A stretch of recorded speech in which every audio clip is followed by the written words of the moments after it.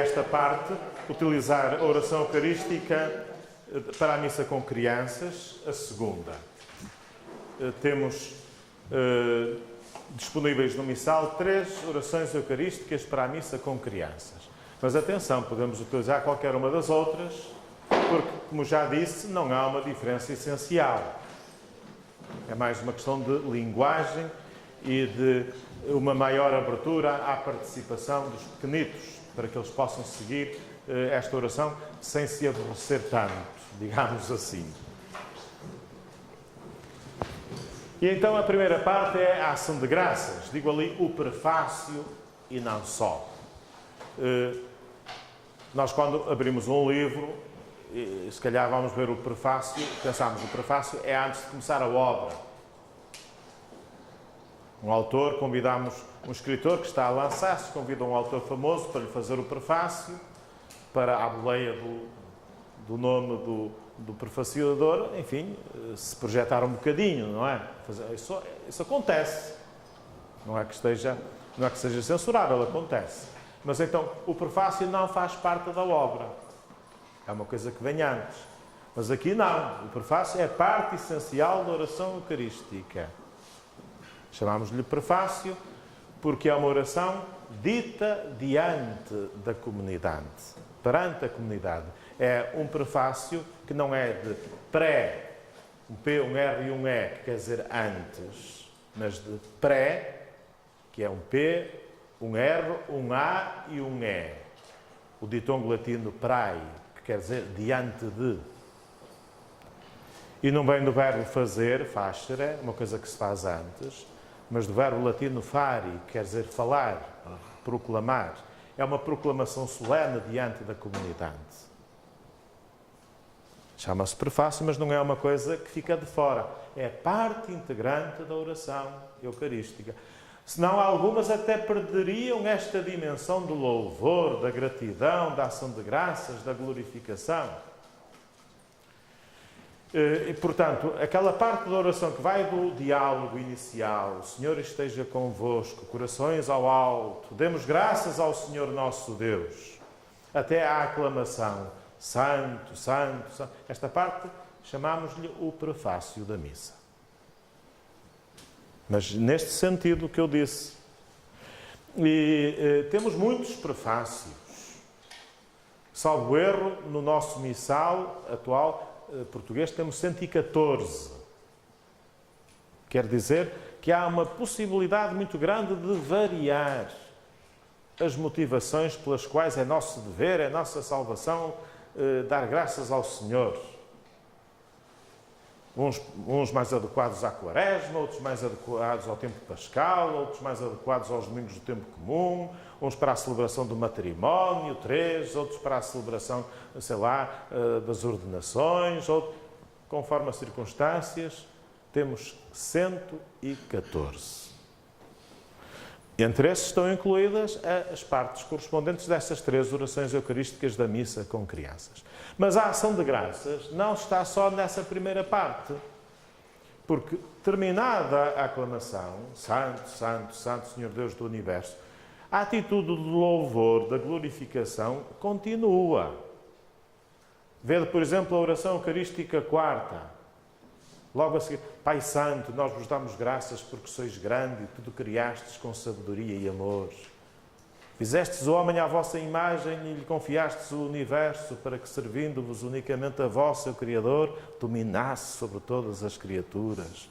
Repetidas vezes fizestes aliança com os homens e pelos profetas. Continua. E a oração eucarística termina com uma proclamação de louvor por Cristo, com Cristo, não é? Portanto, esta dimensão da ação de graças permeia toda a oração.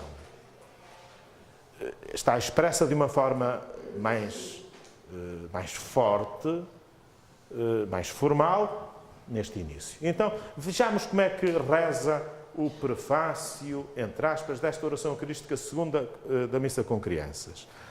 Vede a linguagem. Quem é que não conhece? Toda a gente conhece esta oração eucarística da missa com crianças. Deus, nosso Pai, que sois tão bom, Sentimos-nos contentes por estarmos reunidos junto de vós. Queremos agradecer-vos e com Jesus, vosso Filho, cantar-vos a nossa alegria. E surge aqui uma aclamação. Glória a vós que tanto nos amais, glória a vós que tanto nos amais. Sois o nosso amigo que criastes para nós este mundo grande e belo. Pode cantar-se aqui, se calhar torna-se cansativo se cantar muitas vezes. Eu junto com o que vem a seguir. Sois o nosso amigo que nos dais o vosso Filho Jesus para nos guiar até junto de vós. Sois o nosso amigo que em Jesus reuniste todos os homens como filhos de uma só família. Glória a vós que tanto nos amais. Porque sois o nosso amigo, queremos dar-vos graças. E com os anjos e os santos que vos adoram no céu, cantamos com alegria. E vem o santo.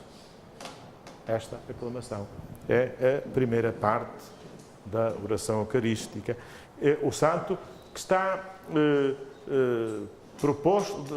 propõe-se ainda um certo desdobramento, no sentido de que assim continua, depois do santo, dizia eu, prefácio e não só, continua, bendito seja Cristo Jesus que nos mandastes, o amigo dos pequeninos e dos pobres.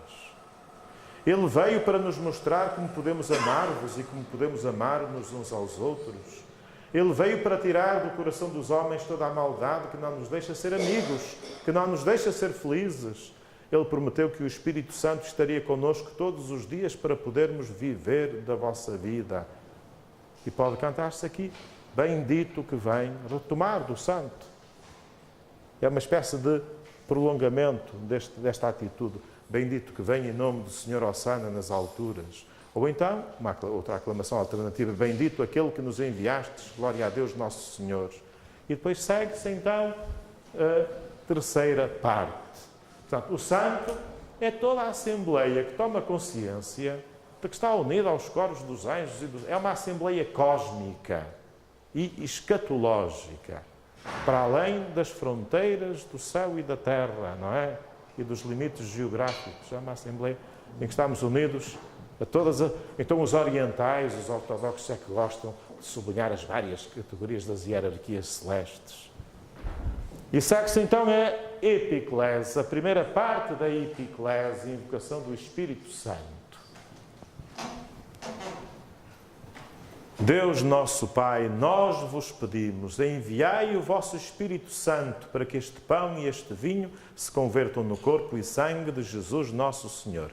Há gestos, as mãos estendidas sobre o cálice e sobre a patena, os vasos sagrados, e no final destas palavras o sacerdote traça o sinal da cruz sobre as oblatas.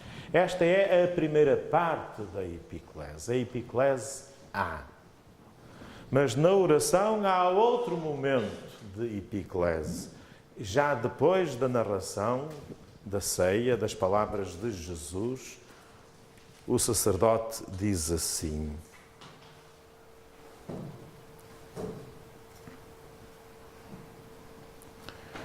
escutai-nos, Senhor nosso Deus, dai-nos o vosso espírito de amor a todos nós que participamos nesta mesa santa. É a segunda parte da epiclese, para ficarmos cada vez mais unidos na vossa Igreja. Então seguem-se as intercessões, as comemorações com o Papa, com o Bispo. Esta é a segunda parte da epiclese, a epiclese B. Se calhar nunca vos falaram que há a epiclese A e que há a epiclese B.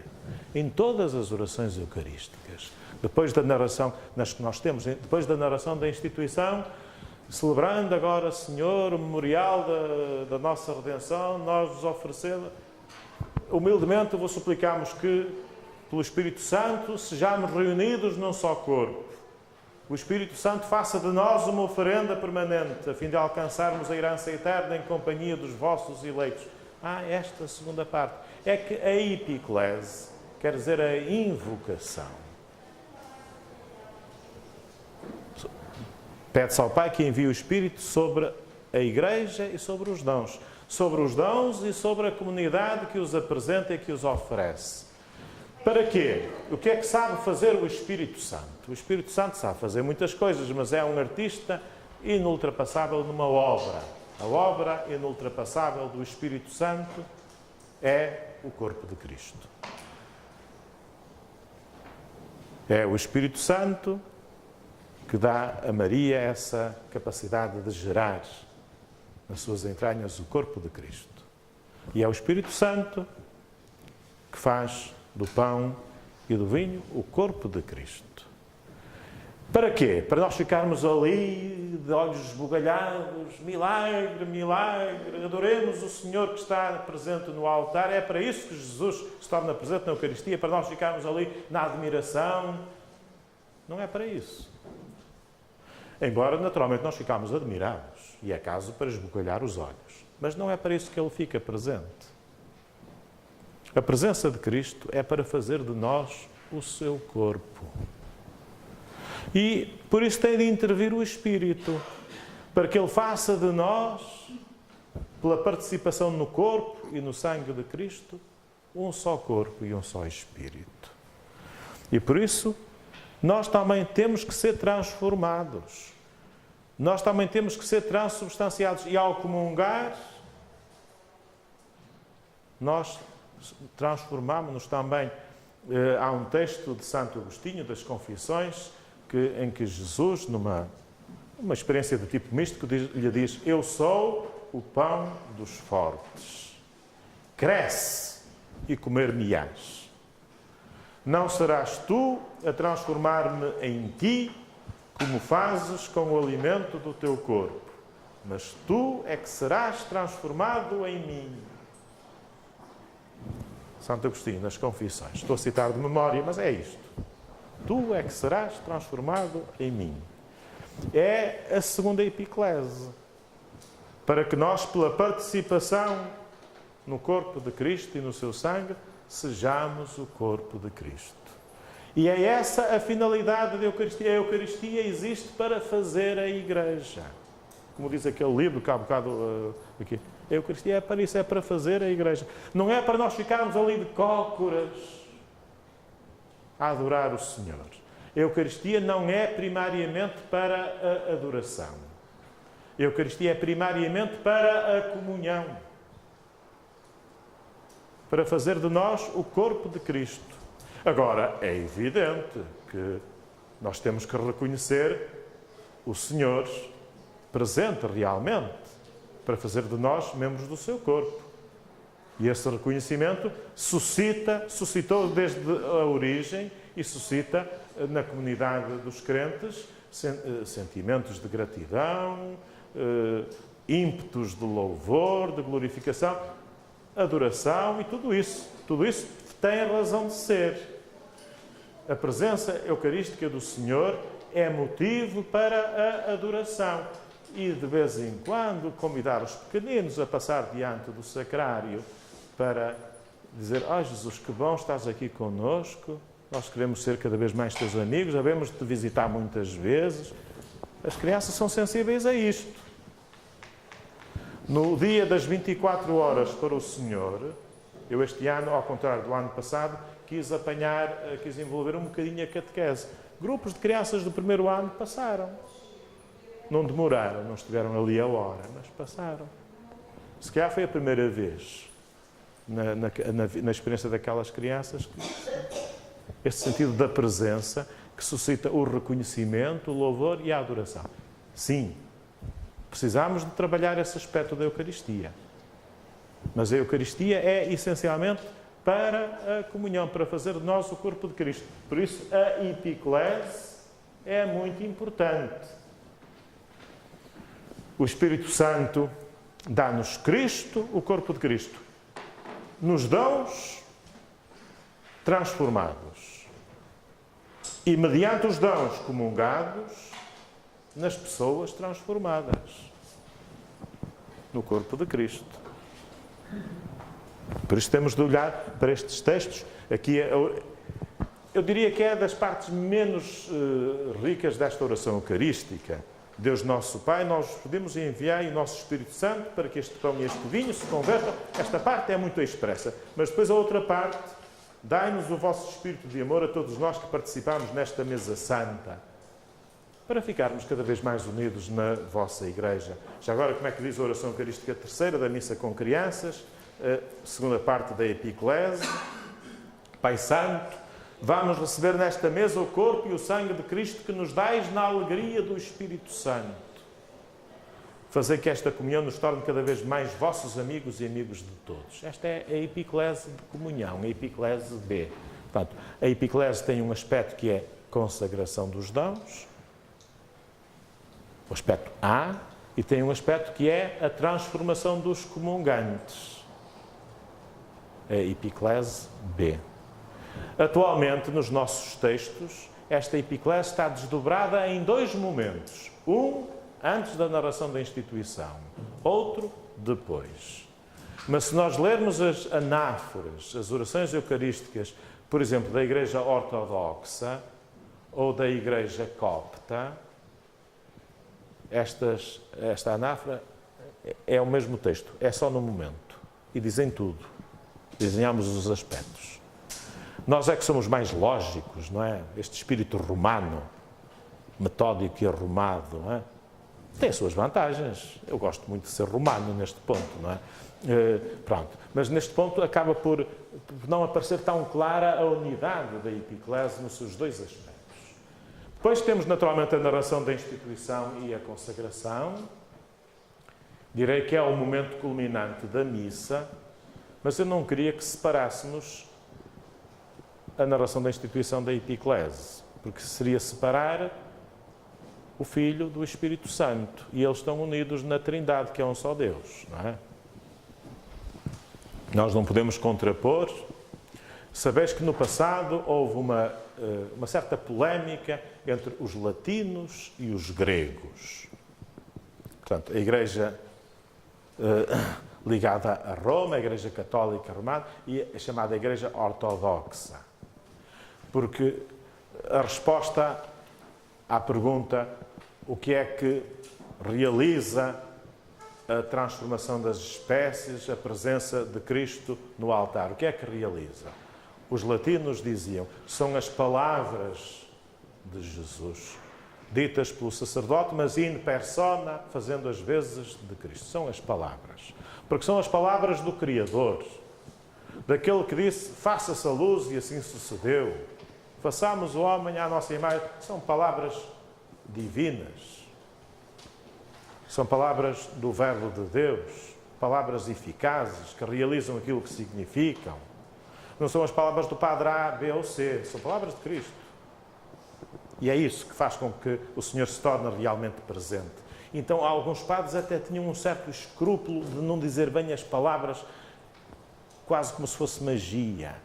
E diziam naquele latim, hoc, est, enim, corpus, meum, quod pro vobis tradetur. Quase a silabar.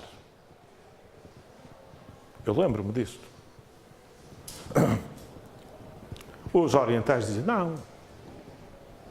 Os gregos, aquele que realiza a presença de Cristo é o poder do Espírito Santo, invocado na Epiclese. Mais importante é a Epiclese, a invocação do Espírito. E hoje a atitude da Igreja, que se lê no Catecismo da Igreja Católica, vê do Catecismo da Igreja Católica, é a de síntese. Nenhuma sem a outra, nem a outra sem a uma. Não é? Porque nós, de facto, não podemos separar o Espírito e o Filho de Deus. Não se podem separar, porque eles estão unidos na comunhão da Trindade Santíssima. E, por isso, são as palavras de Cristo, mas ditas a partir desta habilitação que dá o Espírito. O sacerdote, na sua ordenação, recebeu esta invocação do Espírito. O momento essencial da ordenação foi exatamente esse, em que o bispo invocou o Espírito sobre ele, não é? O Espírito... E é a partir do Espírito que o sacerdote pode, de facto, dizer as palavras de Cristo. Senão não diz as palavras de Cristo, diz palavras suas. Ou faz teatro. E nós, na Eucaristia, não temos teatro, mimese, temos anamnese. que é outra coisa bem diferente. Memorial. Não é? Portanto, certamente, as palavras de Cristo, pelo poder eficaz do Espírito Santo, que atua no sacerdote e que foi expressamente invocado na epiclese. E certamente, esta ação divina e transformante do Espírito Santo, que dá vida e dá eficácia e dá atualidade às palavras do Senhor, faz com que a ceia, em que Jesus nos deu o seu próprio corpo, não fique lá perdida num passado de há 2000 anos, mas seja agora verdade, realidade. Bom, as coisas não são para se contrapor. E por isso, eu digo, o momento culminante da missa, sim, mas a consagração, e nós somos convidados a ajoelhar à consagração, começa na epiclese, se quisermos. Onde se faz um toque do gongo ou de uma campainha é a epiclese. Para as pessoas, então, estão de joelhos durante a epiclese, durante a narração da instituição, e põem-se de pé quando termina a ostensão do cálice, a seguir a mostrar o cálice com o sangue do Senhor, o sacerdote genuflete. Levanta-se. Todos se levantam para a aclamação, porque nós não aclamamos de joelhos. Vem o Presidente da República e nós ajoelhamos para o aclamar, é? Não. A aclamação é de pé. Depois vai haver a aclamação de anamnese. Portanto, esta narração da instituição é muito importante, liga a celebração que aqui e agora fazemos ao acontecimento da Páscoa de Cristo e ao acontecimento da ceia. É a ceia que está a acontecer agora.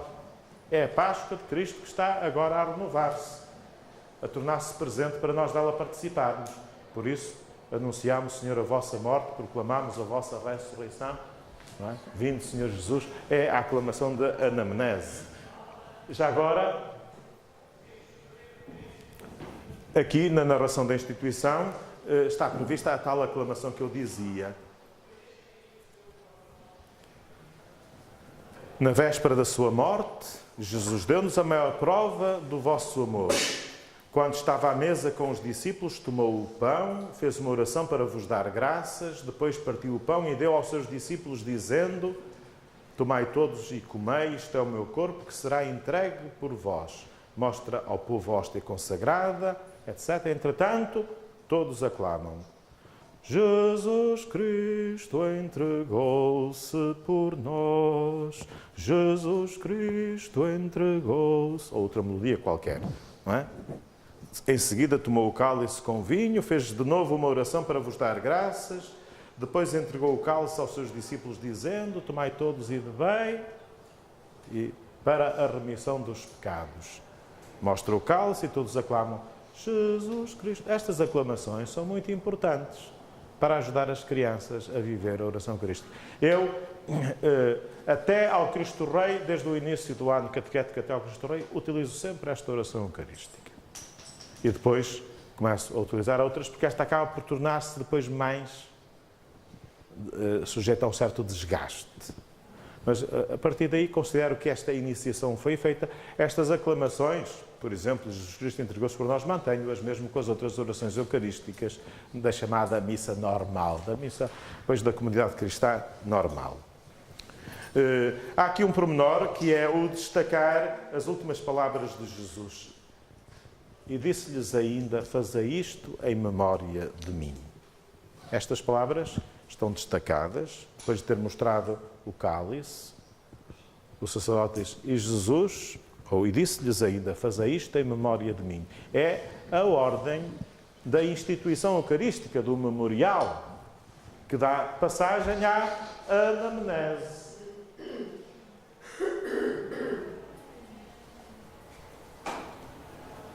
Portanto, a Igreja está a cumprir ordens. É isso mesmo que nós estamos a fazer. E a anamnese é aquele elemento da oração em que a Igreja manifesta a sua intenção de dar cumprimento às instruções, à ordem de Jesus ao instituir o seu memorial. E por isso a oração diz: por isso, Por isso, porque Jesus disse, fazei isto em memória de mim. Por isso, ó Pai, que sois tão bom, lembramos agora a morte e a ressurreição de Jesus, o Salvador do mundo. Jesus entregou-se nas nossas mãos para ser agora a nossa oferta e nos levar até junto de vós. E aqui já está a oblação. Jesus presente dá-nos a possibilidade de nos envolvermos, de nos apropriarmos, de nos integrarmos na sua oferenda. E a oração explicita isso. Jesus entregou-se nas nossas mãos para ser agora a nossa oferta. Jesus ofereceu-se e nós oferecemos-lo e oferecemos-nos com Ele e nele. E nos levar até junto de vós. Este é o sentido da oblação. Chama a atenção em relação à anamnese, em que não é uma simples lembrança, é um memorial. Porque quando falamos em memorial, falamos em presença. E na lembrança, muitas vezes, há a saudade que a ausência naturalmente justifica, não é?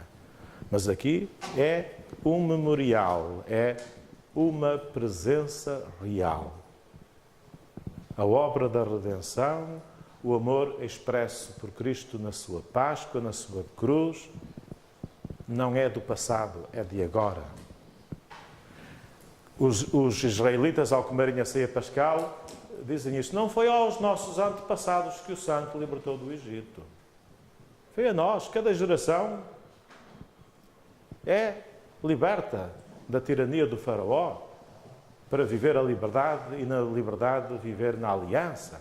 Somos nós. É uma experiência que me afeta a mim pessoalmente, que me diz respeito. E por isso o memorial tem essa força de atualidade. Portanto, não é uma lembrança, é uma presença. E é porque Ele está presente que nós podemos fazer nossa a sua oferenda e oferecermos-nos nele, com Ele. A oblação. E segue-se então esta recomendação. A Igreja deseja que os fiéis não somente ofereçam a hóstia imaculada, é Cristo. Quem é que nós temos para apresentar ao Pai? O Filho. Isso sim, Ele gosta. Ele ama. Mas com Cristo e em Cristo nós devemos oferecer-nos a nós mesmos, esforçando-nos por atingir aquela união perfeita da cidade resgatada, não é? Muitos formamos um só corpo. Esse é o sacrifício dos cristãos, dizia Santo Agostinho, na cidade de Deus, até que Deus seja tudo em todos. Ulteriormente são as intercessões, agora vai até ao fim. As intercessões. E o título. Na oração eucarística há lugar para intercessões e comemorações. Isto é, trata-se de exprimir a comunhão que é a Igreja. Nós não celebramos sozinhos. Nós celebramos com toda a Igreja dispersa pelo mundo, que não é uma sociedade anónima. Tem uma pessoa concreta à sua frente a presidir a esta comunhão visível dos discípulos de Cristo, que se chama Francisco. E nós temos que dizer o nome dele. Mas a Igreja não é uma grande multinacional. Em cada diocese temos a Igreja particular, com tudo que faz a Igreja. E por isso nós mencionamos o nosso bispo sempre. E o nome do bispo. Aqui há 2 semanas, lá celebrei em Braga, no Sameiro, e naturalmente o nosso bispo Jorge. Pois, é a diocese de Braga, chama-se Jorge. A Igreja não é uma sociedade anónima. E estas intercessões manifestam sobretudo a comunhão da Igreja. Mais do que rezar pelo Papa, nós celebramos a Eucaristia em comunhão com Ele. Naturalmente, tendo-o presente. Mais do que rezar pelo bispo, nós celebramos a Eucaristia na comunhão com ele. Um padre que não está em comunhão com o bispo não pode celebrar a Eucaristia legitimamente. Não pode. Não tem legitimidade para celebrar a Eucaristia. Diga ao Sr. Bispo, desculpe lá, eu não me entendo com o senhor, pode haver, dê-me licença e eu vou para a diocese aqui ao lado e vou tentar continuar lá. Pronto. Temos de estar... Não podemos. Não quer dizer que temos de estar de acordo com tudo o que o Bispo diz, faz, decide. Podemos manter a nossa liberdade intelectual de discordar de tantas coisas, ou de concordar. Mas, concordando ou discordando, é o meu Bispo. É com ele, é ele que preside esta Igreja. E se eu não o respeito, não o acato, não posso presidir a Eucaristia. É um caso sério. Tenho de me queimar a boca. Desculpe. Durante... um fulano que se portou mal, que não foi fiel à esposa, pronto. E não se sente bem com ela. Tem de se reconciliar primeiro. Tem de receber o perdão. Não pode. Há alguma coisa que não funciona, não é? Se as pessoas tiverem sensibilidade, é assim.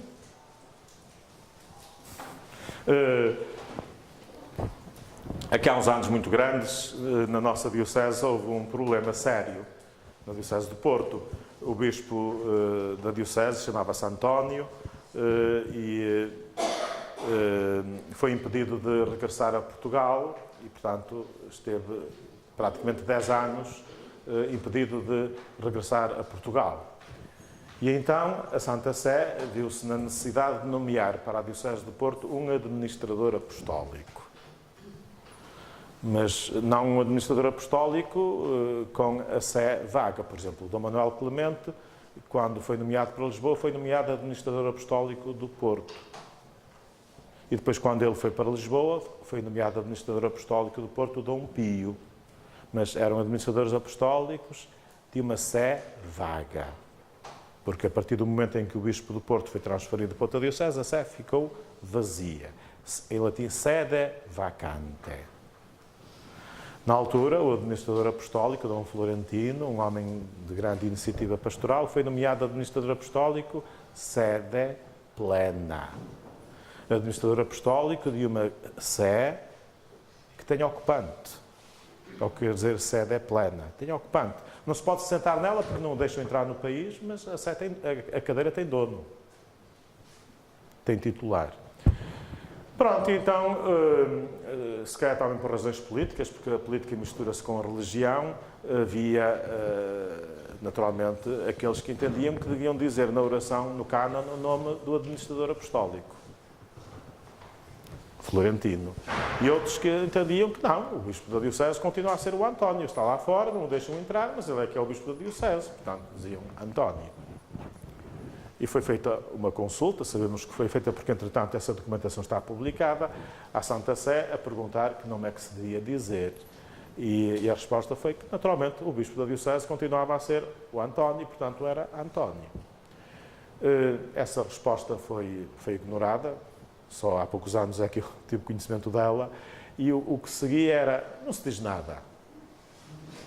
Nosso Papa, imaginemos Paulo VI, o nosso Bispo e todos os... E no Bispo não se dizia nada, passava-se adiante. Está errado. Bem, pode acontecer que momentaneamente eu estou a celebrar em Fátima e não me lembro que o Bispo de lá se chama António, tenha uma branca, pronto, e não consigo dizer nome nenhum, mas a minha intenção é de celebrar na comunhão com o Bispo daquela diocese. Posso momentaneamente me lembrar o nome e pronto. Mas agora, silenciar, não pode ser. Não pode ser. Nessa altura, houve um Bispo auxiliar que fez ou foi a primeira visita da imagem peregrina da Senhora de Fátima, à Diocese de Porto, ali para uns lados entre Felgueiras e Vizela, havia lá uma pessoa muito, enfim, muito simples, que começou a dar vivas. E viva o nosso bispo Dom Flor António! Pronto, aquele sim encontrou a síntese dos opostos. E viva o nosso bispo Dom Flor António! Esse, da boca das crianças e dos simples, às vezes é que saia o louvor perfeito. Já agora vou ler aqui então estas preces da oração eucarística segunda, da missa com crianças. Escutai-nos, Senhor nosso Deus, dai-nos o vosso espírito de amor a todos nós que participamos nesta mesa santa, para ficarmos cada vez mais unidos na vossa Igreja, com o Papa, naturalmente Francisco, com o nosso Bispo António e os bispos do mundo inteiro e com todos os que trabalham pelo vosso povo. E há aqui uma aclamação. Somos a Igreja de Cristo para a vossa glória, que também se canta. Ou nós somos um só corpo para a vossa glória, há outras aclamações. E depois continuam as intercessões. Portanto, manifesta-se a comunhão desta celebração para além de qualquer distância geográfica e para além das vicissitudes da vida e do tempo. Lembrai-vos também dos nossos amigos e também daqueles de quem não gostamos tanto. Lembrai-vos daqueles que já partiram deste mundo e recebeis com amor na vossa glória. E falta aqui uma parte que ficou no tinteiro, é uma gralha do missal, em que se manifesta a comunhão com os santos. E com a Virgem Maria, e com os santos, e com o nosso padroeiro desta paróquia, São Lourenço, cantaremos sem fim a vossa glória. Este bocadinho falta no missal. Foi uma gralha. Mas está no texto oficial em latim e nas outras línguas. Foi uma gralha. Sei uma frase que é importante. Porque a comunhão na qual nós celebramos envolve a Igreja Universal, Católica, envolve a Igreja Escatológica, os santos, em primeiro lugar sempre a bem-aventurada Virgem Maria, Mãe de Deus, os apóstolos, os mártires, todos os santos, diz a oração eucarística segunda, todos aqueles que desde o princípio do mundo viveram na vossa amizade, envolve os fiéis defuntos, envolve todos. As missas mencionam sempre os fiéis defuntos. Sempre, sempre, sempre. Celebramos na comunhão com eles. A Igreja é o corpo místico de Cristo, como nós dizemos. Isso exprime-se na oração eucarística. E então vem, por fim, a doxologia por Cristo, com Cristo e em Cristo. É um remate magnífico. A oração eucarística desagua nesta glorificação do Pai por meio de Cristo, o único mediador entre Deus e os homens. E toda a Assembleia aclama Amém.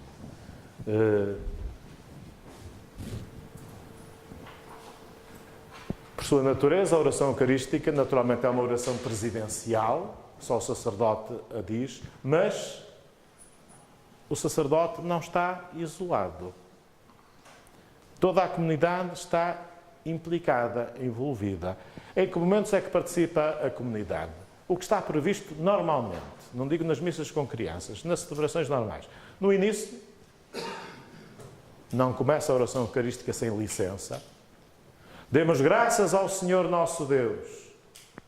É nosso dever, é nossa salvação. E então é aquele quando começa o protocolo do prefácio.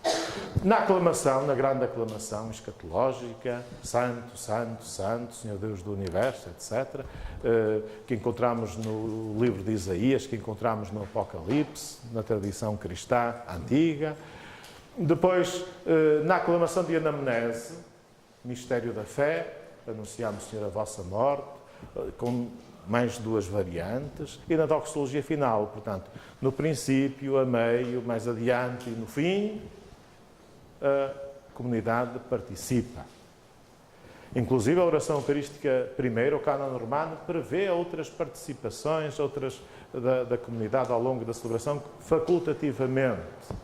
Na minha opinião, perde-se um bocadinho a unidade, a ligação da oração, se fizermos essas intervenções, mas com crianças eventualmente justifica-se. E na missa com crianças, conforme a oração eucarística, estão previstas outras aclamações que são justificadíssimas para que elas possam viver este momento central da Eucaristia de uma forma mais presente, mais incorporada, mais dinâmica. E têm que ser ajudados, não é? A crescer, nós também crescemos, outros nos ajudaram a nós. Tenho de olhar para o relógio, nós vamos terminar às 17h10. Se calhar até podemos terminar antes. Eu digo 17h10, 5h10. Sim, mas se a Eucaristia é às 5h, só temos 5h. A Eucaristia é às 17h30, é o que está aqui. 17h30. Mas disse que agora retificou. É, Doutora Isabel a retificou. Eucaristia presidida pelo Senhor. Não foi 17h30? Agora às 17h15. Então, eu deixo-vos um intervalo pelo menos de 20 minutos. Não, mas é preciso preparar-nos para mudar o chip, não é? Os ritos da comunhão, a celebração eucarística, recordais no princípio que eu referi a alguns nomes. E um desses nomes é a ceia do Senhor, banquete pascal. O sacerdote convidará para a comunhão felizes os convidados para a ceia do Senhor, e em latim diz para a ceia do Cordeiro, não é? Para a ceia do Cordeiro. Portanto, convém que os fiéis devidamente preparados recebam, segundo o mandato de Cristo, o seu corpo e o seu sangue como alimento espiritual. São vários ritos da comunhão.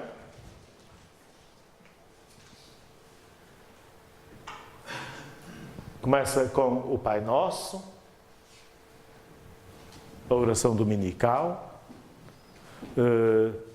fiéis aos ensinamentos do Salvador, ousamos dizer, é preciso, uma das catequeses mais recentes do Papa Francisco sublinhava, é preciso uma dose muito grande de ousadia, de atrevimento, para nós dizermos Pai, chamarmos a Deus desta forma. De facto, esta introdução faz alusão à mesma ousadia, parresia que tinham os apóstolos depois do Pentecostes, quando diziam às autoridades: deve obedecer-se a Deus antes que aos homens. Não é? Este atrevimento, esta ousadia que eles tinham, não é? De algum modo precisamos dela para esta oração do Senhor. A oração do Pai Nosso na celebração da Eucaristia está enquadrada por um contexto ritual. É toda uma sequência. É um convite à oração, em primeiro lugar, que tem algumas variantes no missal, quer dizer que podem ser improvisadas outras. Segue-se a oração do Senhor, sem o Amém, que se utiliza na recitação privada e que normalmente ensinamos as crianças a rezar com o Amém na festa do Pai Nosso, no segundo ano, julgo que vem com o Amém, não é? Portanto, e depois é preciso dizer-lhes que na celebração da Eucaristia, esse Amém, o Amém não faz parte da oração do Senhor.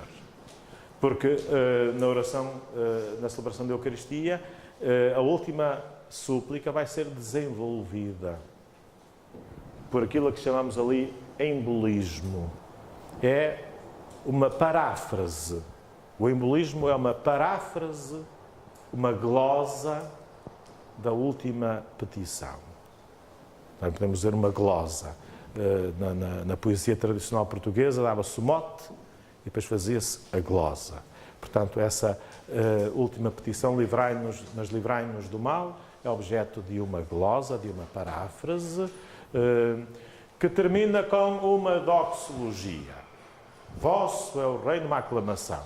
Vosso é o reino e o poder e a glória para sempre. Esta doxologia já se lê na Didaquê, na doutrina dos 12 apóstolos, um texto cristão de finais do século I. Alguns autores até dizem que é mais antiga do que o Evangelho de São Mateus. Se não é, não há unanimidade nos estudiosos, mas esta aclamação, vosso é o reino, o poder e a glória para sempre, é contemporânea, provavelmente, dos Evangelhos sinóticos, de Mateus e de Lucas, provavelmente é contemporâneo. E já lá encontramos esta doxologia: vosso é o reino e o poder e a glória para sempre.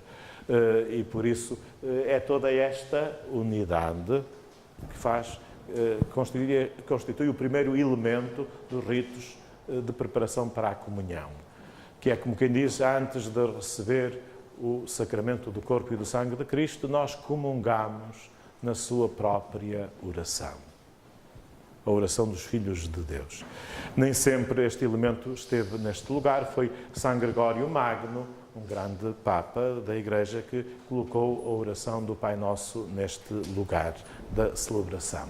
O Pai Nosso tinha mais o contexto da liturgia da iniciação cristã. Outro rito é a paz.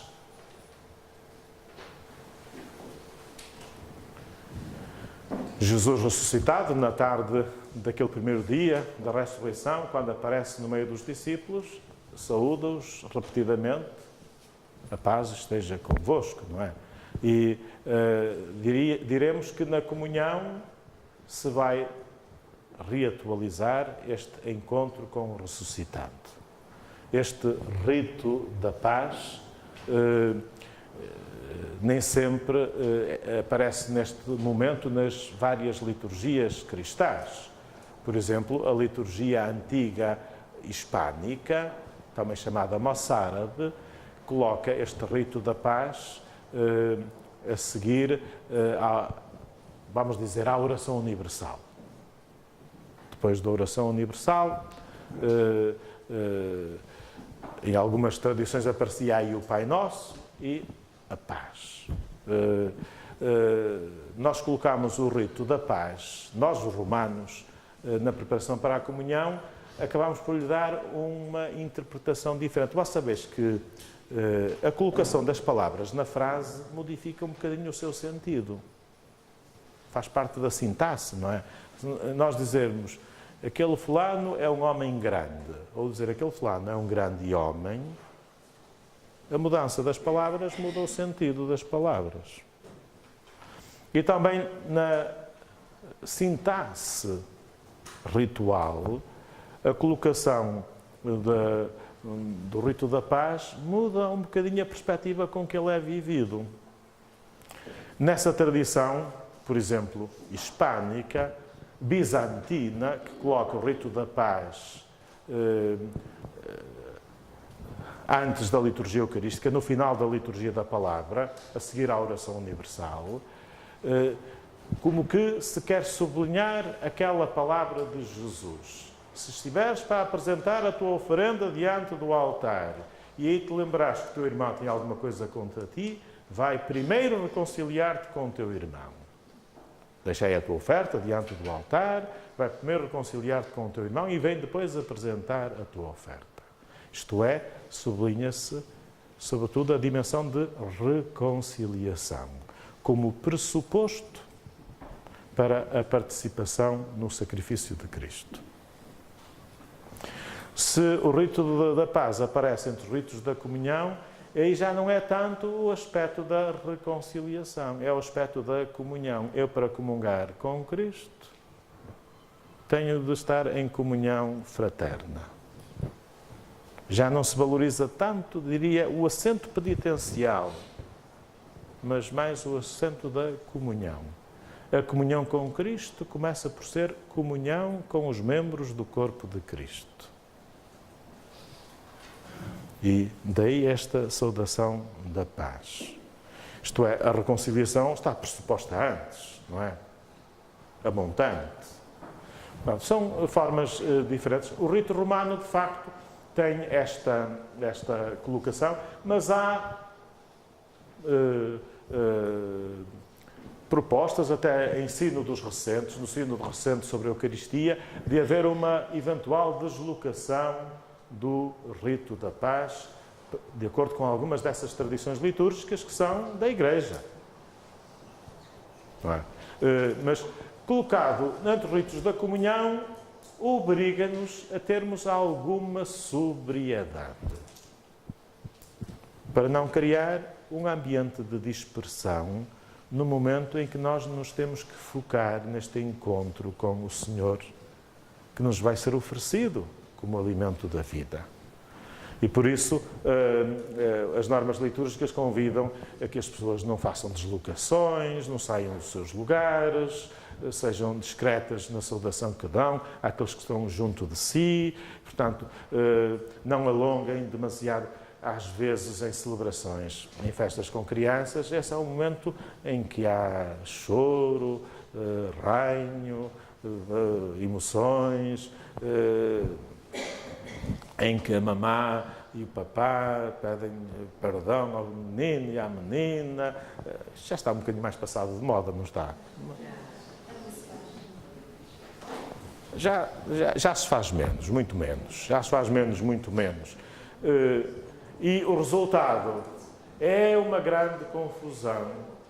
E no momento em que devemos estar a voltarmos para o Senhor, estamos distraídos dele.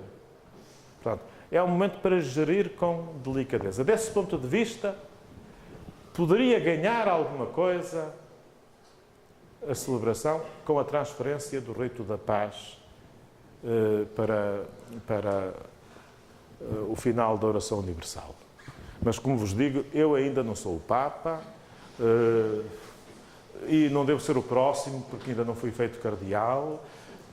Por isso, a minha opinião conta pouco. É assim esta a proposta da Igreja. Se um dia a Igreja, com a autoridade dos seus pastores, assistidos pelo Espírito Santo, conforme nós acreditamos, eu acredito, organizar de outra forma, nós vamos adequar-nos. Nós queremos viver esta comunhão, assim, com a Igreja. Portanto, essa tem que ser a nossa atitude. A fração do pão e a emíxtia. O gesto da fração do pão é muito importante. Recordo-vos que chegou a dar o nome a toda a celebração da Eucaristia. E é muito expressivo de uma comunhão que se realiza de tal forma que nós, sendo muitos, pela participação do mesmo pão, partido, repartido, partilhado, formemos um só corpo. A fração do pão devia ter alguma visibilidade. O que acontece é que ninguém repara nela. Porque a paz ainda não terminou. Nós, quando digo nós, digo eu. Minha culpa, eu. Não esperámos que termine a saudação da paz. Porque pensámos, se eu não avanço, ela nunca mais... parámos aqui um pedaço, portanto, vamos puxar. Pomos-nos à frente do pelotão, a pedalar, não é? Não vamos ficar aqui parados. E então, a saudação, ainda não terminou a saudação das pessoas e já estamos a cantar o Cordeiro de Deus e, de modo que o rito da fração do pão passa muito despercebido. Não é assim? Portanto, é feito sem expressividade. Depois, é muito sumário. Se a hóstia é maior, às vezes em algumas celebrações eu uso uma hóstia com diâmetro maior. Então aí já é preciso parti-la em mais partes, etc. E tem alguma presença. De resto, parti-la ao meio, eventualmente depois outra vez ao meio, destacar um fragmento para colocar no cálice, é um gesto muito, muito rápido. Era interessante que todos comungassem de pão partido. Isso tem alguns inconvenientes de caráter prático, já disse no princípio, nomeadamente o problema dos fragmentos que se desprendem, etc.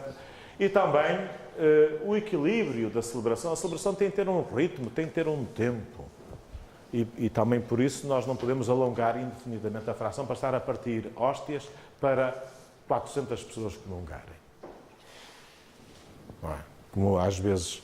Tê-las previamente partidas não me parece que ganhe muito em relação a tê-las devidamente confeccionadas pelas monjas carmelitas e, portanto, ou compradas, enfim, no fornecedor de costume. Não ganhamos muito se elas já estiverem previamente. Ou há o gesto da fração.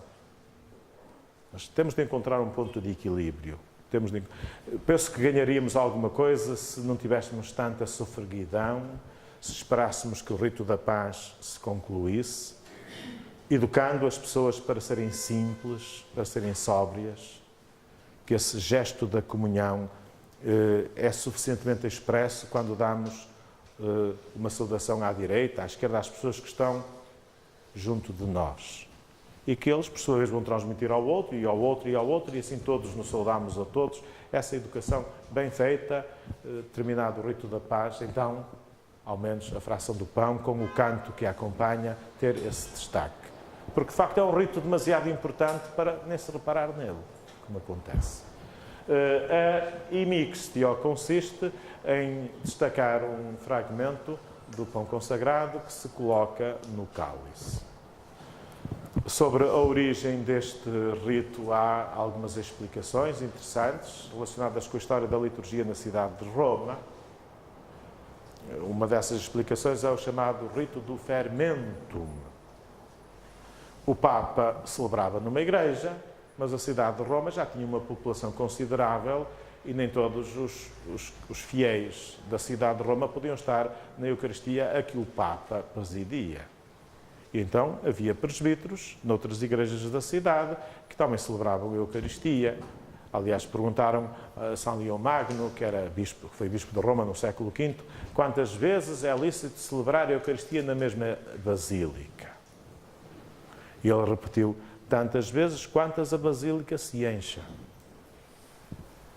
Foi a resposta que ele deu. Portanto, a basílica enchia-se mais do que uma vez, era preciso celebrar mais do que uma vez a Eucaristia. Era preciso celebrar a Eucaristia noutras igrejas, para além daquela em que o Papa estava.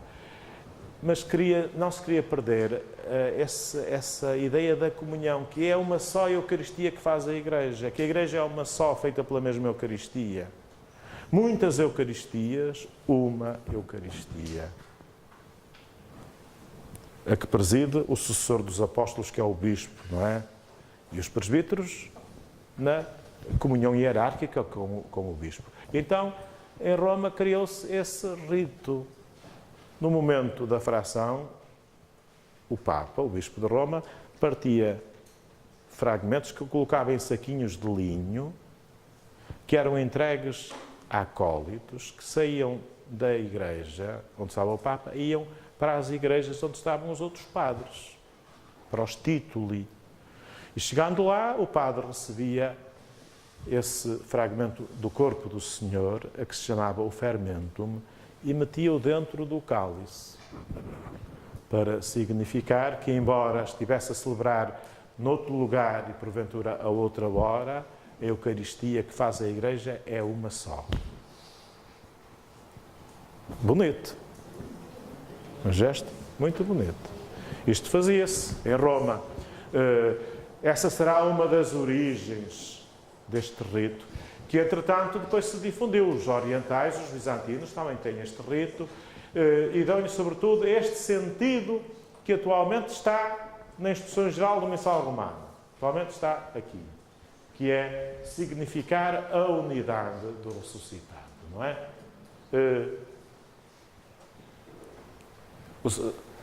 O sacerdote deita uma parte da hóstia no cálice para significar a unidade do corpo e do sangue do Senhor vivo e glorioso. Nós temos as espécies separadas. Temos o sangue do Senhor e temos o corpo do Senhor, digamos, ao nível da expressividade simbólica, pois temos um morto, cujo sangue foi derramado. Ao unir novamente o corpo e o sangue, estamos a significar a ressurreição, a vida. Nós vamos receber em comunhão, não a parte de um cadáver, mas o Cristo inteiro, vivo e ressuscitado, vivo e glorioso. Então o rito exprimirá essa união do corpo e do sangue de Cristo. O sacerdote diz umas palavras ao colocar o fragmento. Esta união do corpo e do sangue do Senhor que vamos receber. Portanto, fala-se da união do corpo e do sangue do Senhor. Já não estamos perante uma comunhão com espécies separadas, mas de uma união Cristo vivo. Aliás, na catequese ensinava-se que em cada espécie temos o Cristo todo. Havia umas perguntas que vinham nos catecismos antigos, vós já não vos lembrais disso. O que é que está na hóstia antes da consagração? Então respondia-se: na hóstia, antes da consagração, está pão de trigo sem fermento. E depois da consagração? Depois da consagração está o corpo, o sangue, a alma e a divindade de Nosso Senhor Jesus Cristo, tão real e perfeitamente como está no céu. Está bem formulada, a catequese está bem formulada. E no cálice antes da consagração, o que é que está? Está vinho com algumas gotas de água. E depois está o sangue, o corpo, a alma. Naturalmente, o corpo e o sangue, em virtude do princípio da concomitância. Porque é a presença de Cristo vivo, onde está o corpo, está o sangue. Onde está o corpo e o sangue, porque é Cristo vivo, está a alma, digamos assim, porque a alma entendia-se na filosofia antiga, aristotélica, é a separação da alma e do corpo. Portanto, e onde está o verdadeiro homem, está o verdadeiro Deus, porque entre o verdadeiro homem, Jesus, e o Filho de Deus, há uma união hipostática. Portanto, onde está a humanidade, está a divindade. Não estão misturadas, são distintas, mas estão unidas. A unidade e a divindade estão unidas na pessoa do Verbo de Deus. E por isso, onde está o corpo, está o sangue, onde está o corpo e o sangue, está a alma, em virtude do princípio da concomitância. E onde está a humanidade perfeita do nosso Redentor, está a divindade, porque a humanidade e a divindade estão unidas, em virtude da união hipostática, de que fala o Concílio de Calcedónia, 451, muito importante esse concílio, onde está a humanidade do nosso Redentor, está a divindade, porque ele é verdadeiro Deus e verdadeiro homem, sem confusão, mas também sem separação. Humanidade e divindade unidas, não misturadas, distintas, não separadas. É a nossa fé, formulada pelos nossos pais, os nossos antepassados na fé. E por isso, portanto, esta formulação do gesto é muito rica. Atenção, o Missal Romano foi aprovado a instrução em 1968 e só em 2003 é que apareceu esta explicação deste gesto. Até 2003 o gesto da Immixtio vinha sem explicação. Só a partir de 2003 é que vem com esta explicação, que significa a comunhão do mesmo pão da vida, que é Cristo. Como é que diz aqui a explicação? Já agora.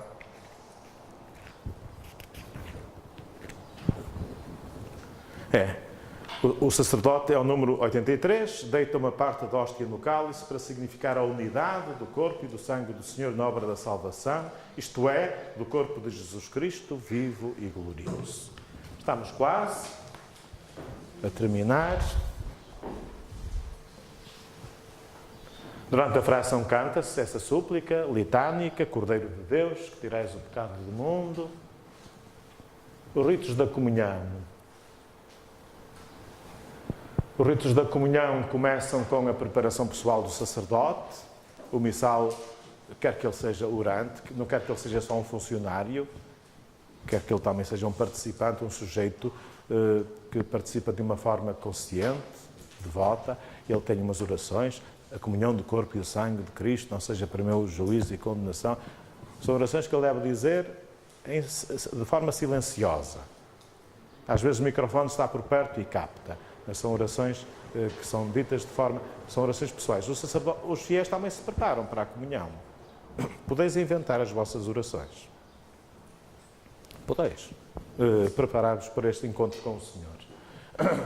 Depois, o mesmo fazem os fiéis, não é? Em silêncio. Não recitam as mesmas orações, mas as orações não têm nada que não possa ser dita também pelos fiéis, não é?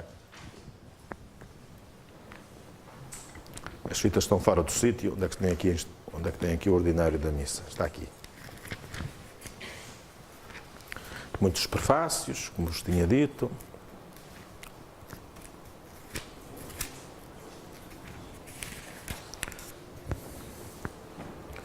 Senhor Jesus Cristo, Filho de Deus vivo, que por vontade do Pai e com o poder do Espírito Santo destes a vida ao mundo pela vossa morte, livrai-me de todos os meus pecados e de todo o mal, por este vosso santíssimo corpo e sangue, conservai-me sempre fiel aos vossos mandamentos e não permitais que eu me separe de vós. É uma das orações. Pronto.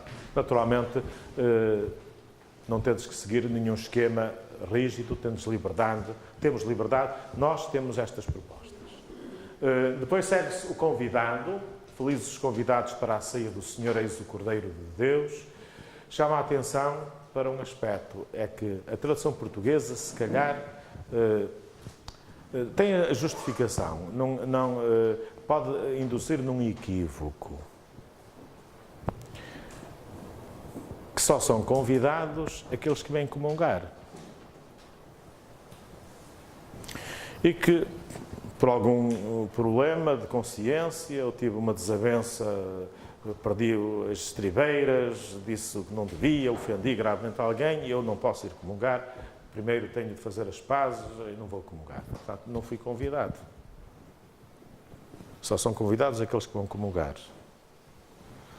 Chama a atenção para que trata-se, em primeiro lugar, da ceia do Senhor. E este Senhor tem aquele sentido que nós dissemos há bocado, de manhã. Depois, de facto, no latim é a ceia do Cordeiro. É o banquete das núpcias de Cristo com a Igreja. É uma boda. Felizes os que estão convidados para a boda do Cordeiro e da Igreja. Isto é uma felicidade para os convidados ao banquete escatológico, do qual esta participação na Eucaristia é, digamos, uma antecipação. É já uma antecipação, é já um prelibar. É um sinal, uma antecipação. Mas, se calhar, na nossa Assembleia estão pessoas que nesse momento não comungam, sei lá, porque tiveram uma ruptura conjugal e pronto, e depois a sua vida refez-se com outras ligações, com outros caminhos portanto, têm as coisas bem arrumadas na sua cabeça. Às vezes nem têm as coisas bem arrumadas, mas outras vezes têm as coisas bem arrumadas na sua cabeça, não comungam no sacramento, mas comungam na realidade. Algumas dessas pessoas que vivem com muita honestidade a sua condição são comungantes, não ao nível visível do sacramento, mas ao nível invisível da realidade. E quando as pessoas estão bem esclarecidas, entendem isso, e isso dá-lhes muito ânimo, dá-lhes muita força para continuarem a sua caminhada, não é? Trata-se do convite para a ceia do Cordeiro. Porquê é que em português não foi traduzido felizes os convidados para a ceia do Cordeiro? Porque entenderam que se calhar podia ser um bocadinho equívoco. Porque é que não a ceia do Cordeiro, não a ceia do cabrito, ou a ceia da lagosta, ou a ceia de não sei quantos? Eu acho que foram considerações destas. Mas, a meu ver, infelizes, porque para quem vive imbuído depois da palavra de Deus e desta cultura bíblica, a ceia do Cordeiro é a ceia do Cordeiro Pascal, é a Páscoa. São as bodas escatológicas. E eu acho que se perdeu um bocadinho esta dimensão escatológica. É que nós, pela participação nesta mesa, estamos a participar já antecipadamente. E esse é o banquete final. De Eucaristia em Eucaristia. De dia para dia nós vamos nos transformando e vamos entrando no banquete do Reino dos Céus. E é uma perspectiva muito interessante de viver a participação na Eucaristia. Depois segue-se propriamente o rito da comunhão. É muito de desejar que os fiéis comunguem com o corpo do Senhor consagrado na própria Eucaristia. Nós, por razões práticas, nunca sabemos se são muitos, se são poucos. Utilizamos muito o sacrário, a reserva. Pronto, devíamos utilizar menos e muito mais apenas em situação de recurso. Claro que depois é preciso consagrar o corpo do Senhor que fica na reserva. Não podemos deixá-lo indefinidamente no sacrário. Portanto, temos de fazer mas nas celebrações dominicais, na medida do possível, devia consagrar-se em todas as Eucaristias e em todas as Eucaristias uma parte significativa da Assembleia devia comungar do corpo do Senhor consagrado nessa própria Eucaristia. Direis, o Senhor não é o mesmo?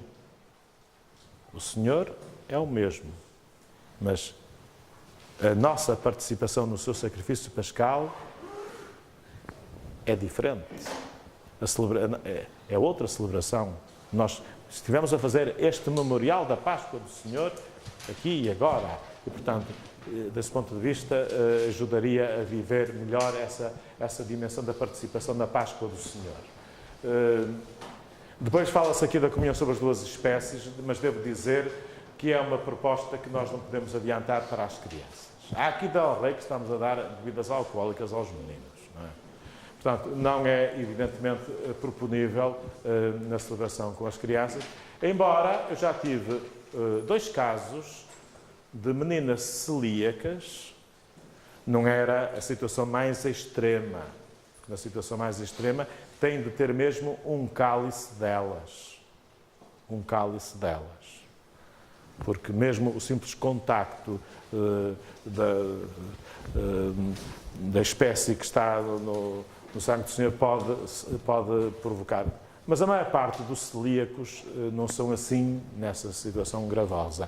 E, portanto, essas 2 meninas comungavam do cálice. Está previsto que se possa consagrar com mosto o sumo da uva não fermentado, portanto, sem álcool. Está prevista essa possibilidade. Isso sim, é legítimo. Desde que seja o sangue da videira, o sumo da videira, é possível fazer a consagração validamente. Mas, no caso, era um sorbozinho do cálice. Evidentemente, uma quantidade insignificante, e essas crianças celíacas comungavam assim. Os outros companheiros sabiam que aquele companheiro não podia comer trigo. Não é? Há umas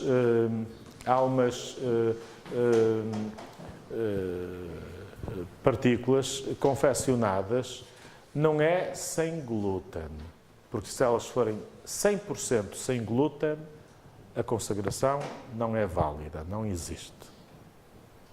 Mas é com o glúten de tal forma centrifugado que fica. Isso é feito, por exemplo, em Braga e está certificado pela Santa Sé. É uma coisa séria, não é uma coisa...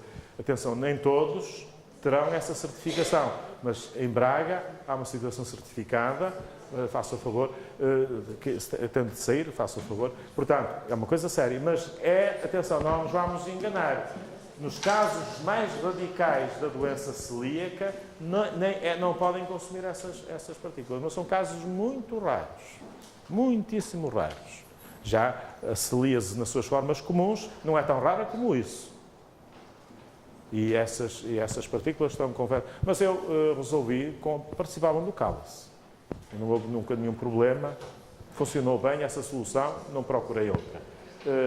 Portanto, naturalmente que é mais expressivo, por exemplo, num retiro de catequistas, dar a comunhão sobre as 2 espécies, eu faço.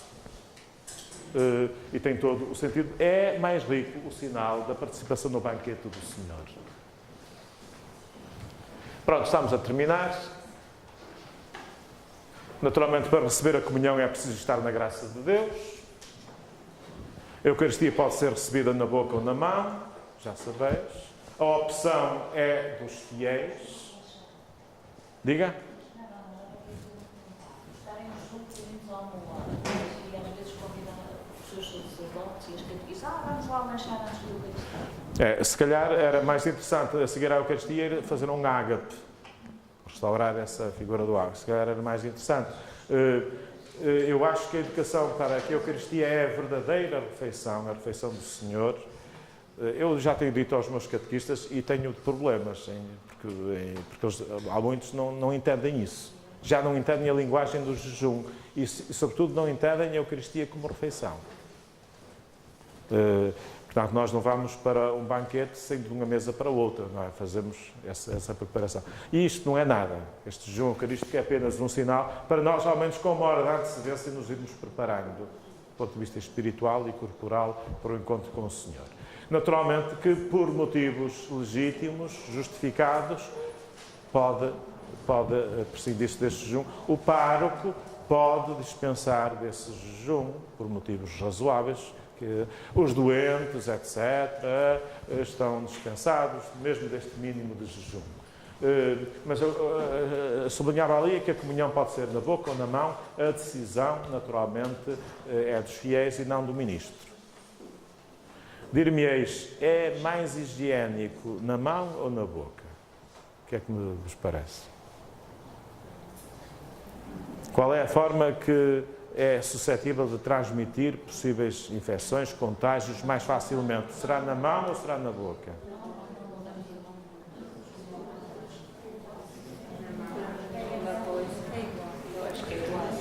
É muito mais suscetível de transmitir contágios na mão. Muito mais. É que é quase impossível ao sacerdote ou ao ministrar a comunhão na mão sem a mão dele passar na mão do comungante. E desta passa para o outro, e passa para o outro, e passa para o outro. É quase impossível. Ao passo que a comunhão na boca, se for dada devidamente, não há contacto com fluidos. Portanto, mas, atenção, não é essa a motivação. Se a comunhão na boca for dada na devida forma, porque desliza o indicador debaixo do polegar, lá vem alguma pessoa mais nervosa e não é impossível, e lá há esse contacto. Mas se for dada na devida forma, não há contacto com fluidos. Mas não é essa a questão. Naturalmente, as crianças agora são educadas para comungar na mão, mas que aprendam a comungar na mão de uma forma correta. Transmitir-lhes isso. Que não se retirem com o corpo do Senhor na sua mão e vão pelo caminho, comungam diante do sacerdote, comungam diante do ministro. Que depois tente-lhes fazer bem a comunhão do gesto. O correto é a mão direita serve de trono à esquerda, que recebe o corpo do Senhor e depois leva à boca o corpo do Senhor. Não é assim. E depois passa para a manga e da manga vai para a bruxa. Desculpai, não estou a inventar.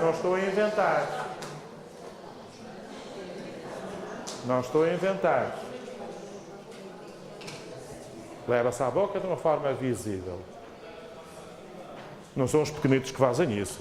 Os pequenitos têm a sua curiosidade, alguns já têm alguma relutância em deglutir a partícula, e às vezes acontece, mas temos de os ajudar. Temos de estar atentos. Mas os adultos, às vezes, este gesto é um gesto muito esquisito.